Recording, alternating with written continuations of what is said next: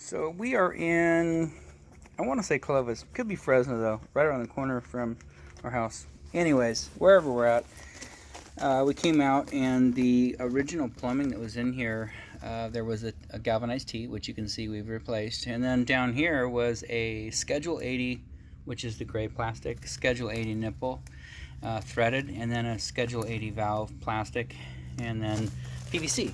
And so what happened is, up here at the top, water was squirting around. We didn't know what it was exactly, but water was squirting out here. So we came back, we started disassembling things, we started to unscrew this nipple and it just came off. So it had cracked from over tightening. So what we have done is gone ahead and replaced this T. You know, the plastic was snapped off into the old one, and so we just put a new T in. So brand new T, and then a nipple hose bib. That's your hose bib, so we just put it back in place. So we replaced the T, and then right here we had a little brass nipple. We like to use brass, and it could be galvanized because honestly everything else is galvanized right here.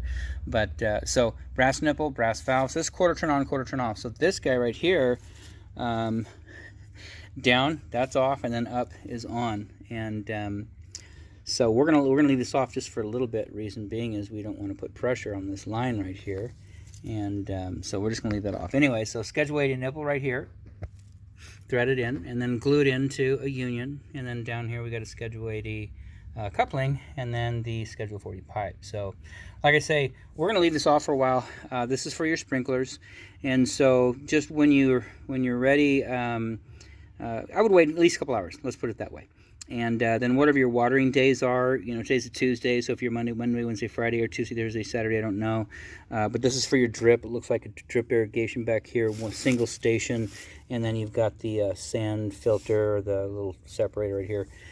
So just leave this off when you're ready to water. Go ahead and turn this on. But minimum 2 hours. It's, let me see, we're probably at 9 to 10 o'clock right now.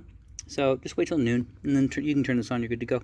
You know, you can leave this off forever. It just this is just here to run this this station right here in your backyard. And like I say, it looks like it's a drip line because you've got the Y strainer and then a pressure regulator down below, 20 psi. So it's probably all in drip back here. Anyway, so that's off. Everything's good. We've tested it. You know, there's no leaking anywhere. You know, monitor this. You know, check it. You know, from time to time, make sure everything's staying good. But we're gonna go ahead and get some tape right now. And tape this back up so it's not exposed to the sun. Outside of that, this installation is done. We are in Fresno, California, or Clovis, California. Not real sure. We're right near our house and we're on the border, so could be Clovis. But anyways, we serviced this about a year ago and put in some isolation valves. There's some old galvanized piping in here, nipples and whatnot, and T's, and it was all corroded and ugly. So we put in this Norritz flush kit, so that was nice, and flushed it for them last year.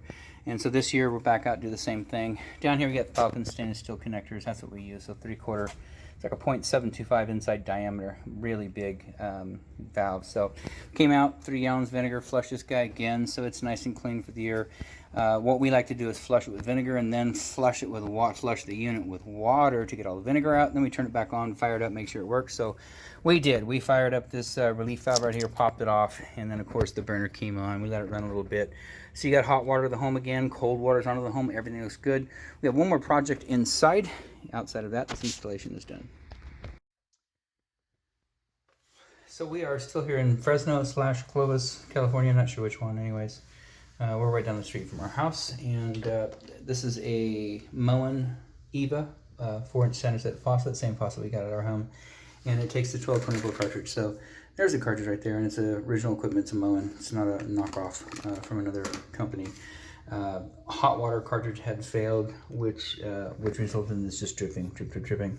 And functionality on these guys, you know, when you turn it on one finger, off. And of course this guy, we didn't replace that because there's nothing wrong with it. It takes a little while for all the water to get out of here because it's got the high arc spout, so the water's up here. It's going to drain down. It has the aerator in there, so it takes a little bit. But once this is dry, it should stay dry. If you come back 5 minutes later and it's dripping, then a cartridge has failed. So we're going to leave this right here so you know it's a 1224. It's a pretty easy process. I mean, if you have someone, handyman or family member can do this, great. I mean, we're glad to come out and do it for you. It just gets pretty pricey. If this is the only thing we're doing, you know, we charge $150 to replace a cartridge. And I highly doubt this faucet is any more than $70, something like that. So anyways, that's done. Other projects out back are done. We're just gonna let this video roll a little bit longer, just make sure it's not dripping. Outside of that, the service call is done.